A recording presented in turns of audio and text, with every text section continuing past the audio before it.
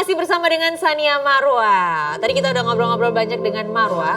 Marwah, kalau boleh tahu waktu kamu akhirnya memutuskan untuk bercerai dengan mantan suami, anak-anak kamu dua-duanya umur berapa sih? Kalau yang besar Syarif umur 5. Syarif umur 5 tahun. Waktu cerai tahun lalu masih 4.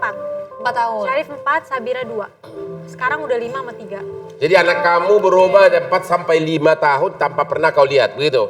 Ya. 1 tahun 6 bulan. Tuh penderitaan istri Indonesia.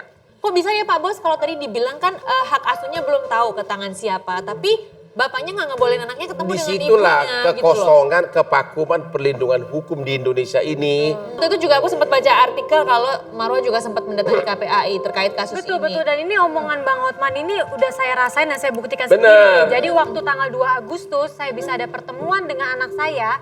Itu sebelumnya saya benar-benar diberikan syarat-syarat khusus dari bapaknya anak-anak supaya saya bisa bertemu sama anak-anak. Sampai akhirnya ada surat Bang, saya tanda tanganin surat di KPAI, saya harus tanda tanganin kalau saat ketika saya ketemu anak saya, anak itu harus pulang lagi bersama bapaknya. Karena bapaknya saking ketakutannya hari H saya bawa kabur. Ya. Kalau kamu mau ketemu anak, tanda tangan surat itu. Itu suratnya dari mana? Dari KPAI. Kenapa KPAI jadi melindungi anak itu dengan Ya. Nah, bapaknya? itu dia lah. Tanda tangan pun kalau dilanggar nggak ada sanksinya juga, benar kan? Sebenarnya. Nah, Jadi- pertanyaan saya adalah kenapa KPAI justru melindungi bapaknya dengan Bukan, anak-anaknya? KPAI itu? coba menetralisir. Yang penting dia bisa ketemu anaknya kan. Mediasi. Syaratnya ini kata si suami, oke. Tapi kalau itu pun tanda tangan, KPAI tidak punya gigi untuk eksekusi itu. Nggak ada sanksinya. Karena nggak ada kekuatan, benar nggak? Dia ngadu ke sana, teriak-teriak, nangis-nangis, dia bisa apa? Nggak bisa apa-apa kan? Betul. Akhirnya, Bisa apa-apa. akhirnya sekarang terminasi kasus jatuhnya. Apa itu? Kasusnya diterminasi, ditutup. Karena KPAI merasa sudah melakukan Dia semua tidak- cara dan tidak ada jalan Jadi tengah. KPAI itu hanya sekedar silakan orang menyarankan. tuanya aja yang nyari jalan tengah. Gak berguna dong adanya. Emang nggak lembaga berguna, itu. gue bilang KPAI itu kurang bergigi. Suatu lembaga kalau tidak ada gigi, tidak ada kekuatan hukumnya, hanya habis-habisin duit negara. Dia hanya menyarankan, tapi cannot do anything beyond that. Dan setelah KPAI saya nyoba Komnas Anak loh. Jadi Ah, emang Komnas semuanya, Anak itu. semuanya saya coba Komnas Anak. Nggak sama, bisa sama. apa-apa juga. Komnas Anak KPAI nggak bisa apa-apa. Betul, sampai akhirnya sekarang jalan terakhir ambil coba pidana Bang. Ya, Saya ini bikin Laporkan polisi. laporkan pidana, Ya. pasal 77 diskriminasi anak. Masih berjalan, masih dalam proses. Ya. Masih dalam proses, Itu udah ya. paling mentok ya Bang ya? ya udah paling mentok. Nah, pertanyaan saya Pak Bos, kenapa ini jadi masalahnya bergulir-gulir lama banget? Kenapa kalau tadi kan dibilang cerainya dikabulkan, tapi hak asuh anak Itu kan tahu. itu hanya hukum acara. Jadi sepertinya dulu surat kuasa dari si pengacara dia itu tidak membahas untuk mengajukan gugatan cerai dan Hak asuh dan anak. harusnya saya tidak setuju terhadap putusan itu. Karena perkara perceraian udah otomatis itu satu paket dengan anak. Jadi saya tidak setuju putusan pengadilan itu.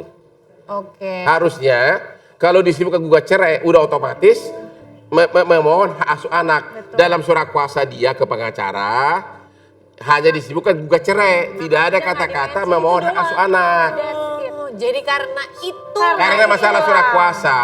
Iya. Tapi tetap saya tidak setuju karena anak dan perceraian adalah satu paket. Iya, Hakimnya terlalu formalitas. betul. Total saya mengatakan itu putusan tidak tepat. Oke, kalau Sania Marwah sampai sekarang masih berjuang mencari keadilan sebagai seorang ibu, perempuan yang satu ini nggak kalah kuatnya. Siapa dia? Dia kita panggil Ibu Cincin.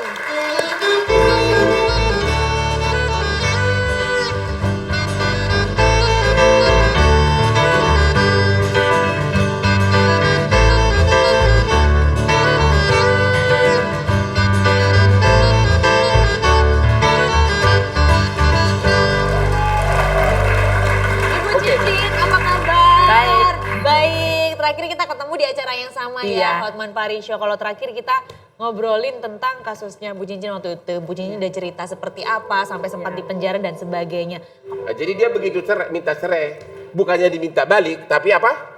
Suruh ke notaris Suruh ke notaris, untuk bikin perjanjian menyerahkan semua hak saya. seolah-olah kau tidak berhak atas gunung gini. Iya. Terus kamu kenapa nggak menolak?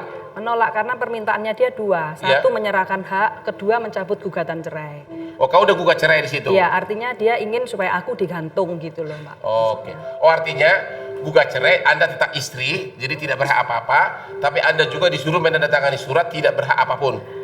istri ya juga bukan dianggap istri. Katanya kamu cerai nggak apa-apa, tapi ya kamu keluar aja gitu. Oh, kejam Nggak dikasih surat gitu. Makanya nggak dikasih itu, surat, tetap istri tapi bukan lagi sebagai istri Ya. dalam arti Ya. perlakuannya. Kayak Ya. Hotman lagi, mesra, Ya. sarapan bersama, begitu nggak? Ya. Maksudnya tidak dengan surat yang resmi kalau sudah bercerai Ya, gitu kan. kalau mau keluar ya keluar aja. Terus Anda malah tidak setuju?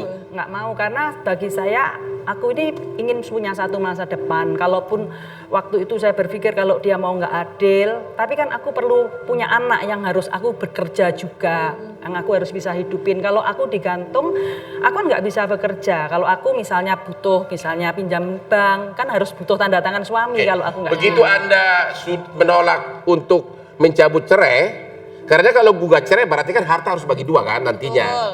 Anda langsung apa benar dilapor polisi? Iya.